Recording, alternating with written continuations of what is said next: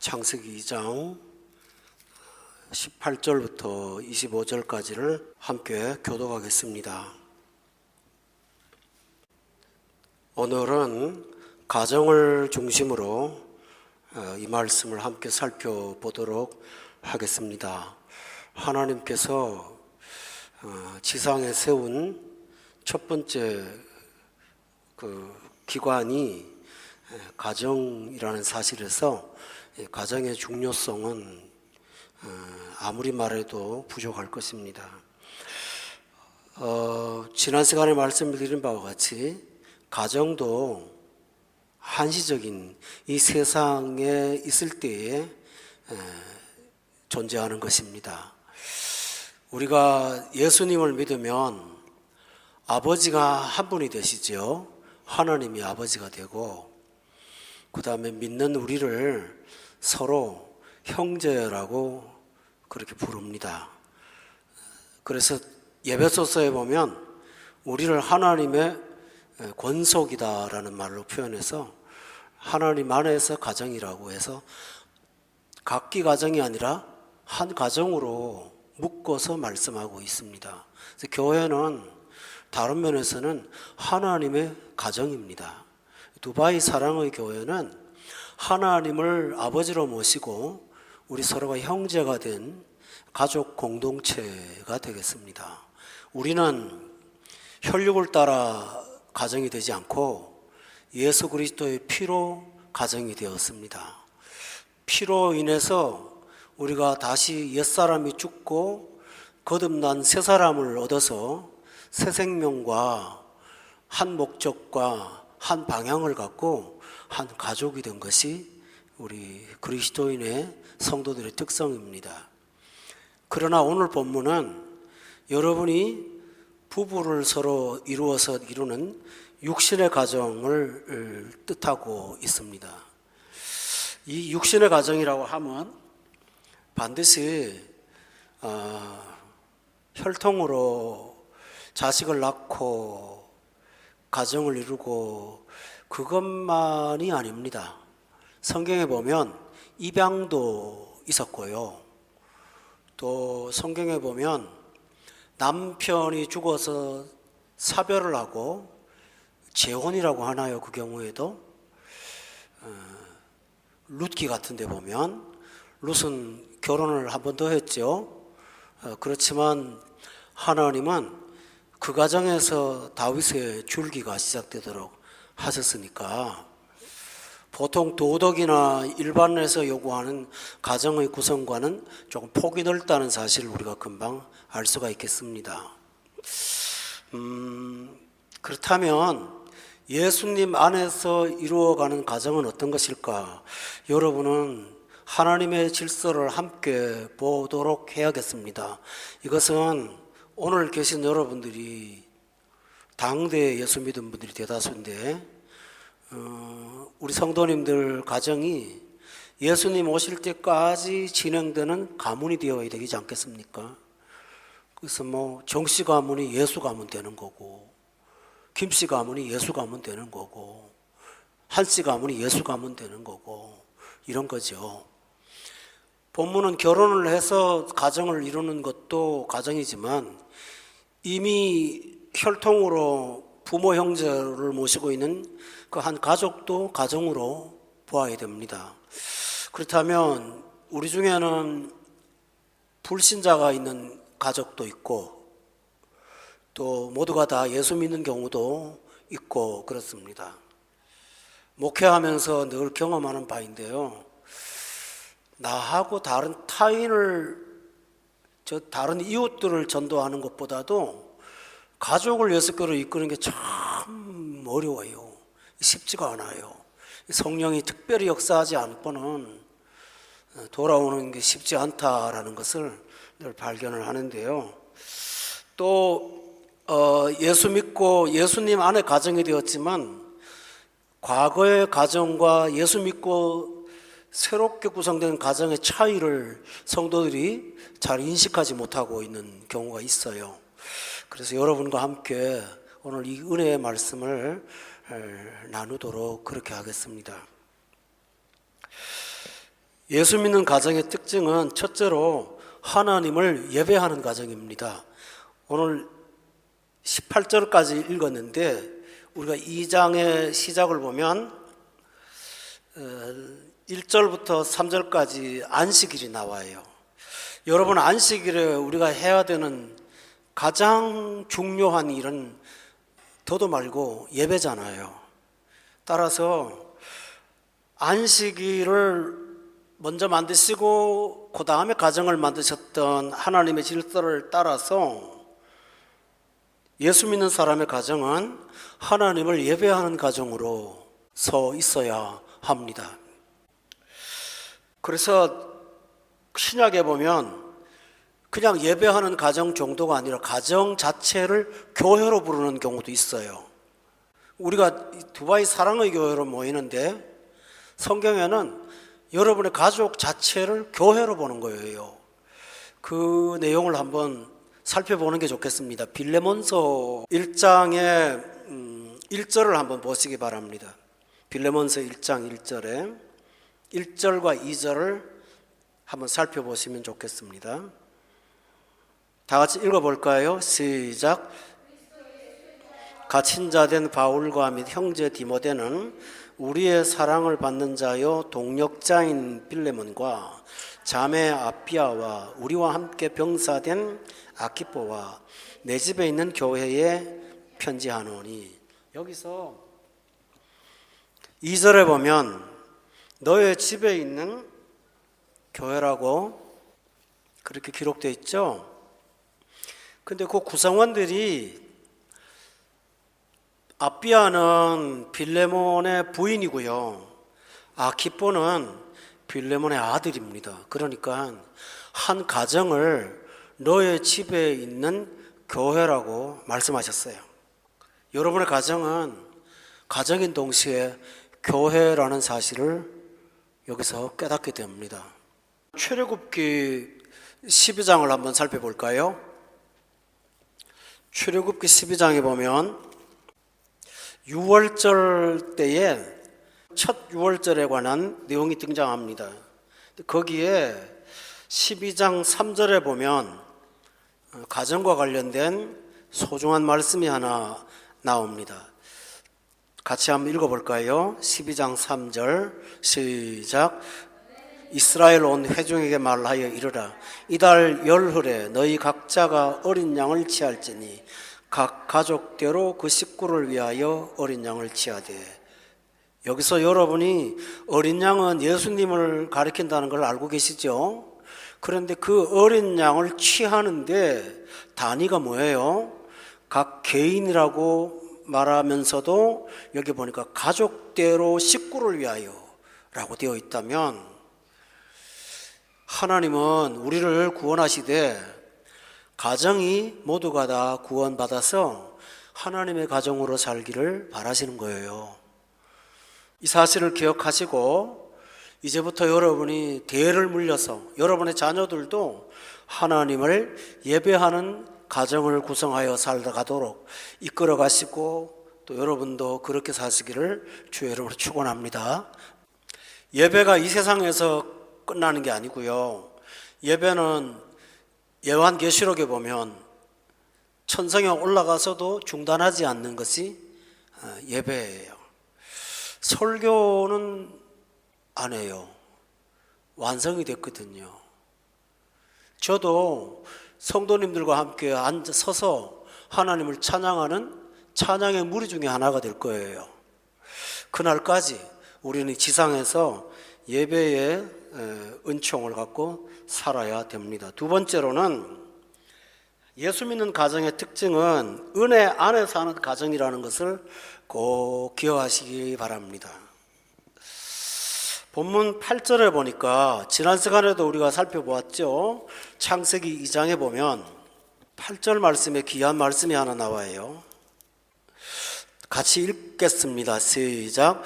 여호와 하나님이 동방의 에덴에 동산을 창설하시고 그 지으신 사람을 거기 두시니라 라고 했어요. 하나님이 사람을 지으시되 남자와 여자로 지으셨거든요.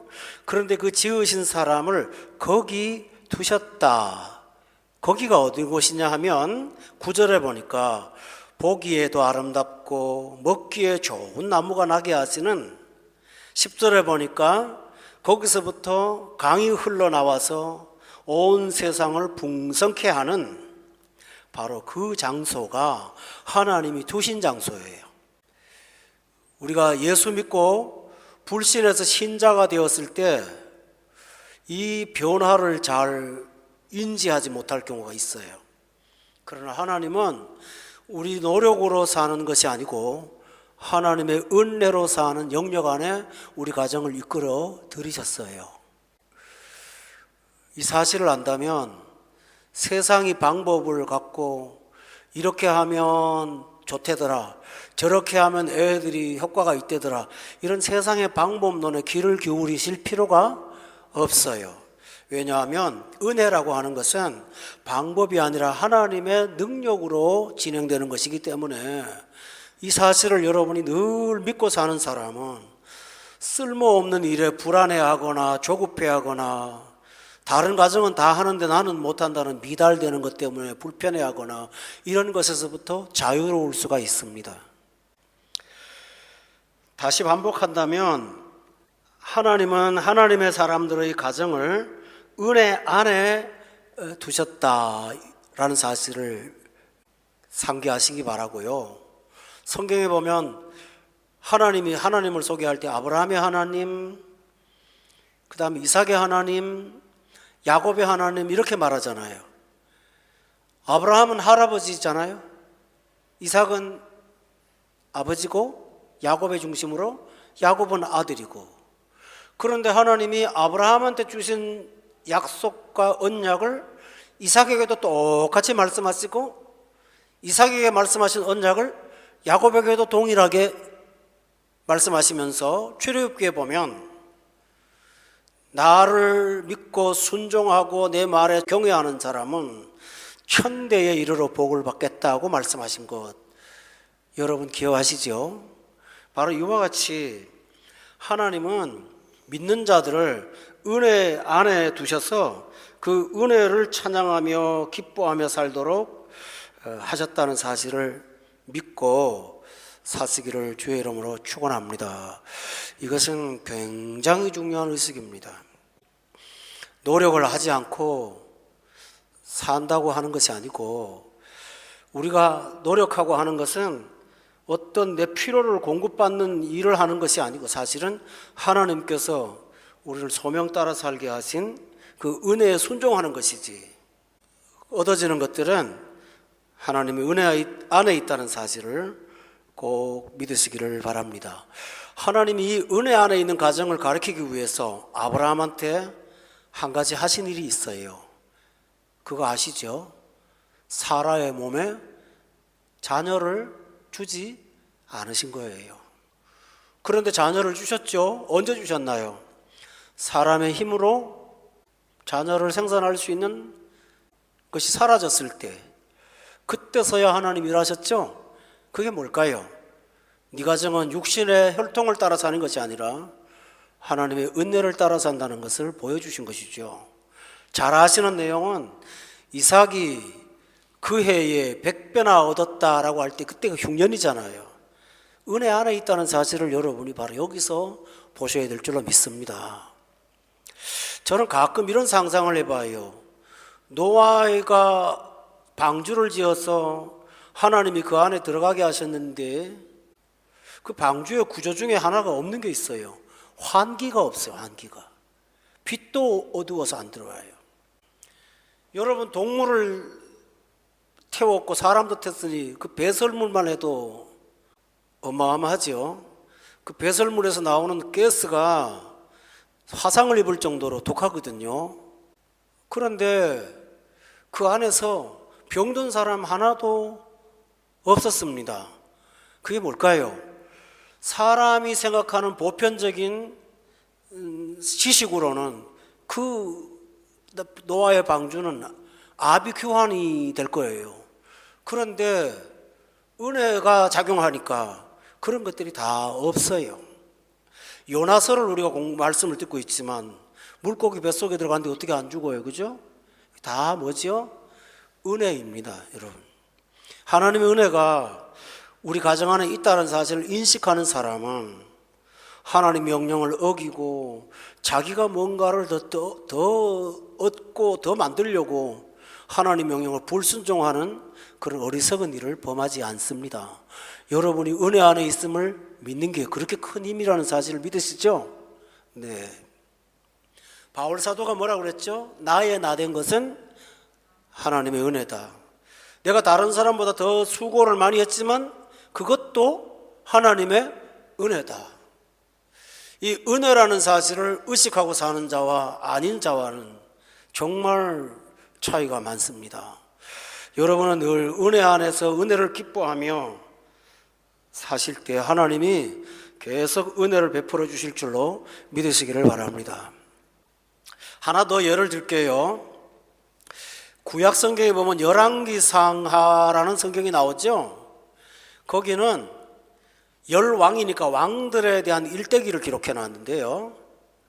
두 나라 왕을 기록했어요. 하나는 남유다의 왕이고 그 남유다의 왕들은 다윗의 후손으로 대를 잇는 혈통이었고요. 북이스라엘의 왕들이 등장하는데 이 왕들은 혈통이 없이 서로가 서로를 죽이고 압제하고 무너뜨리고 그래서 왕이 되는 거예요.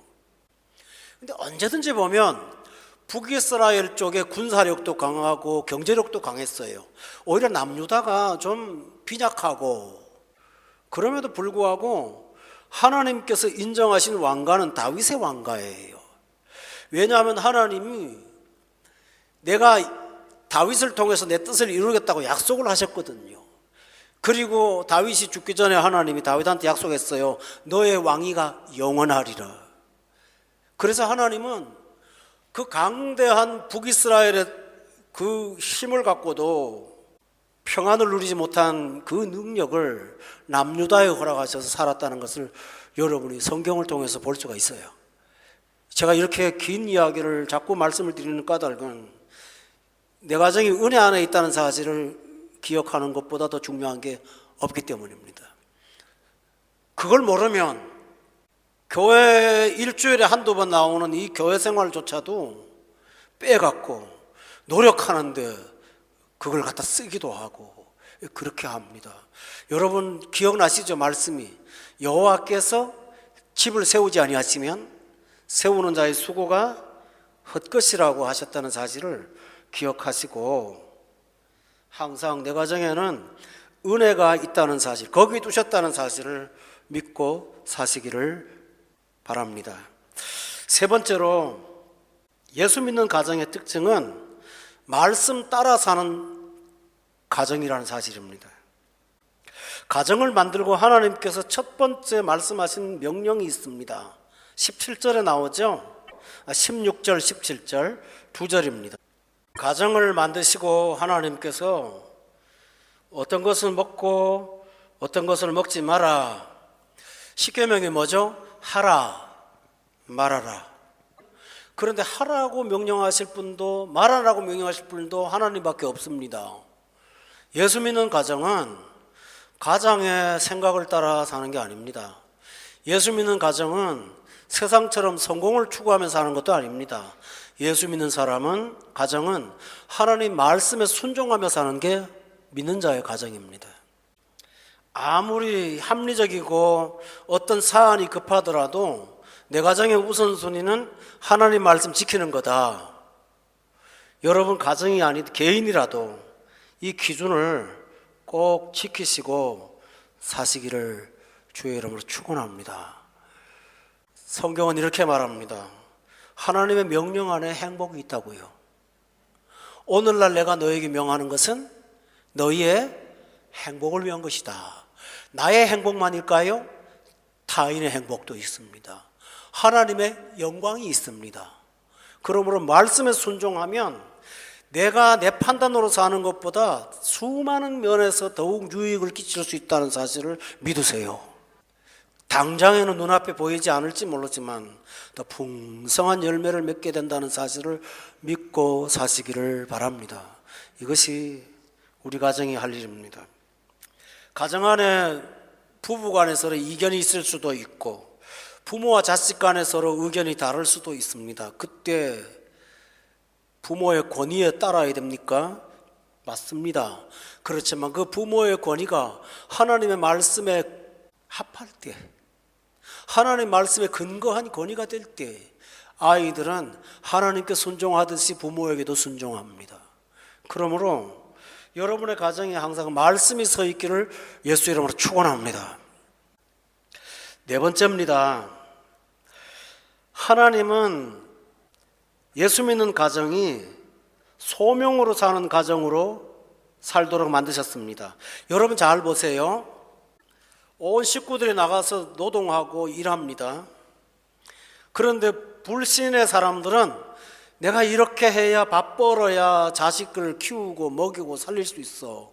그 쉽게 말하면 직장에 사는 생활이 밥벌이입니다. 밥벌이. 그런데 예수 믿는 가정은 밥벌이가 아닙니다. 은혜 안에 살다고 하니까 은혜가 있습니다. 그런데 소명으로 삽니다. 본문에 15절 한번 보시기 바랍니다. 아까 에덴 동산에 두셨다고 했죠? 그런데 거기서 하나님이 사람에게 일을 시키세요. 경작하며 지키게 하셨다라고 돼 있거든요.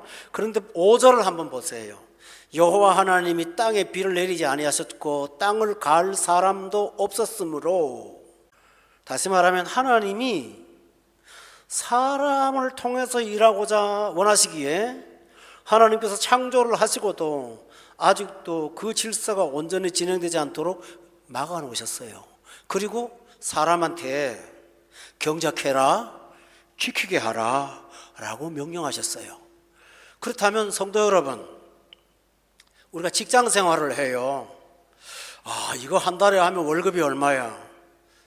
그건 세상 사람들의 방식이고요. 우리는 이 세상을 유익하게 하시는 하나님의 창조의 일환으로 거기 가서 쓰임받는 거예요.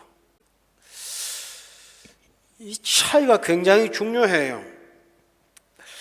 직장이 내가 돈을 버는 하나의 수단의 도구로만 여긴다면 일하는 자세가 많이 달라요. 돈이 되면 일을 하는 거예요. 그런데 이것이 하나님이 하시라고 하신 일의 한 부분이다라고 믿는 사람은 내가 지금 하나님의 창조 속에서 하나님을 대리하여 일하는 거다, 이렇게 믿고 사는 것이 직장 생활이에요. 그렇게 하다 보면 직장에서 힘들다, 그만둘까? 저쪽 직장이 좋은데 좀 옮겨볼까? 이런 등등의 생각들을 모든 사람이 다 할 때 나도 하거나 그러지 않아요. 여러분, 하나님께서 이 일이 아닌 다른 일을 원하신다면 하나님이 옮겨주실 것을 믿어요. 그리고 이 일이 내게 적합하다 한다면 내가 아무리 좋게 보여도 하나님이 나를 여기 두실 것을 믿어요. 성경에 보면 어떤 사람은 5달란트, 어떤 사람은 2달란트, 어떤 사람은 1달란트가 있죠. 보세요.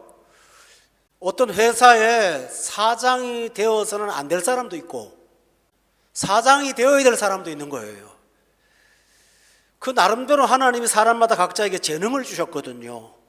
그 분수에 따라 살도록 만드셨으므로 그 사람의 재능을 부러워하거나 질투하기보다는 내게 주신 하나님의 소명을 따라 사는 것이 믿는 자의 삶임을 믿으세요?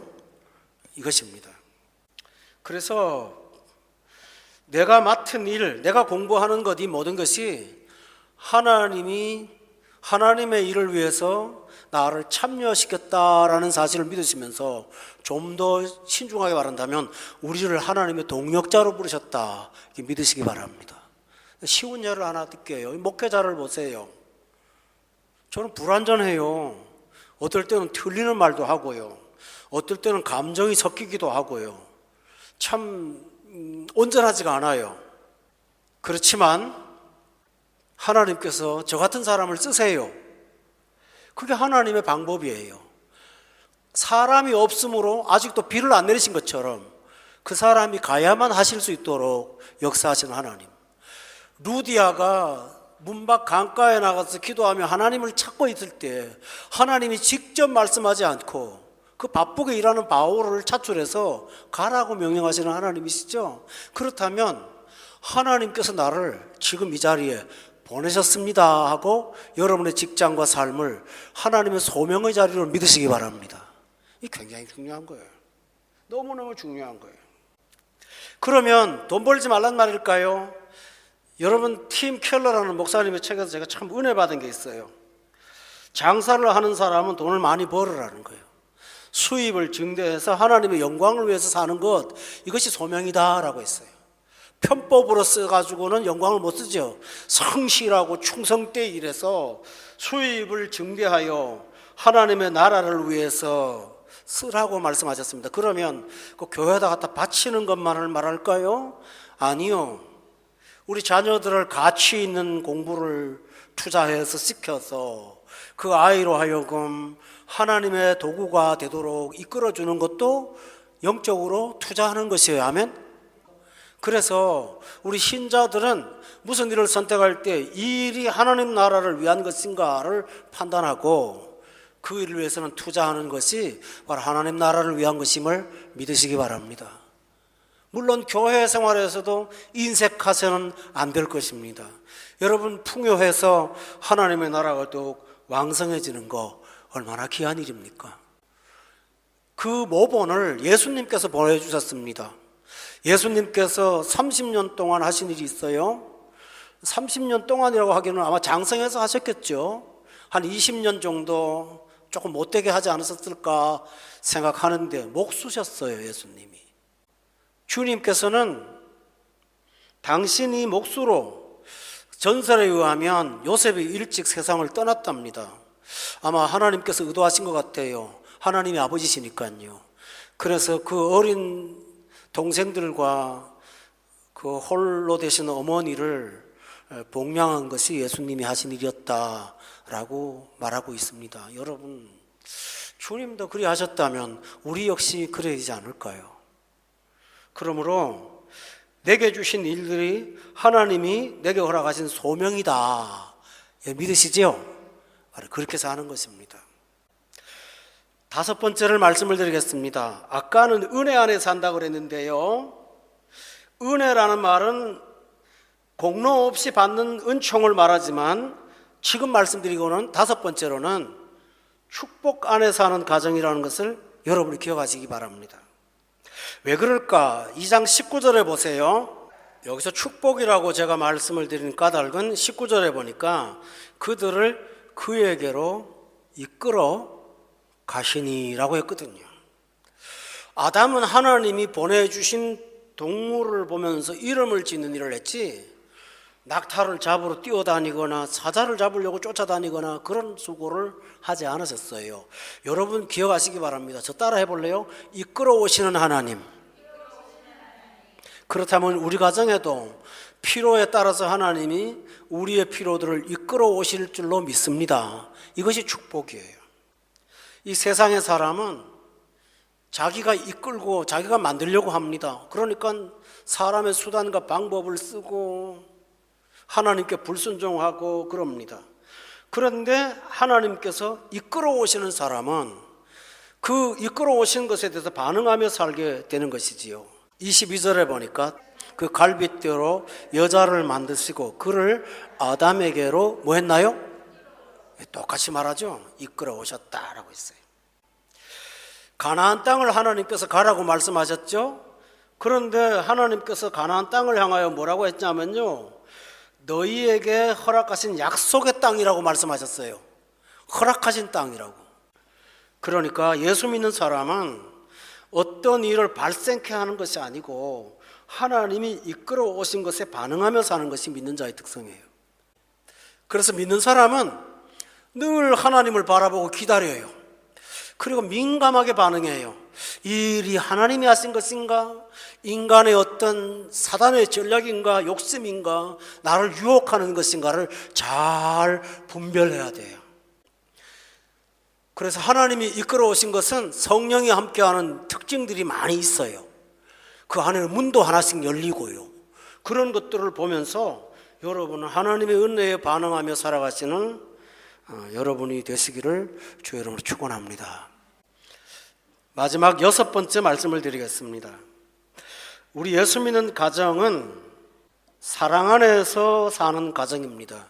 물론 세상 사람도 다 사랑 안에서 가정을 이루죠. 근데 조금 다릅니다.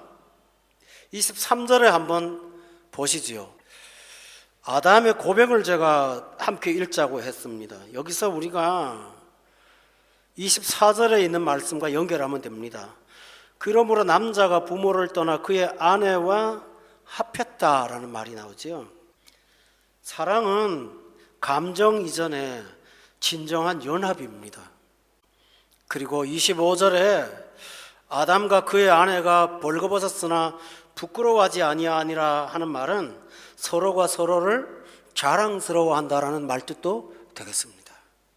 부끄럽지 않다는 말이 뭘까요? 서로가 서로에 대해서 자랑스럽다. 그런 얘기가 되겠죠. 이것이 바로 예수 안에서 이루어지는 사랑의 가정입니다. 오늘 저는 6가지 말씀을 차분하게 말씀을 전했습니다. 여러분, 우리 모두가 다 예수 믿는 가정 만들어서 우리 가정을 통해서 이루어지는 후손들이 주님 오시는 그날까지 경건한 하나님의 백성으로 대를 이어가는 그 은총이 우리 가정들을 통해서 일어나기를 늘 소망하시고 사시기를 바랍니다. 그리고 살아가는 날 동안 하나님이 간섭하시고 하나님이 이루어하시는 그 가정의 축복을 늘 감사하며 그걸 체험하며 살아가시는 복된 가정 되시기를 예수 이름으로 축원합니다. 기도하겠습니다.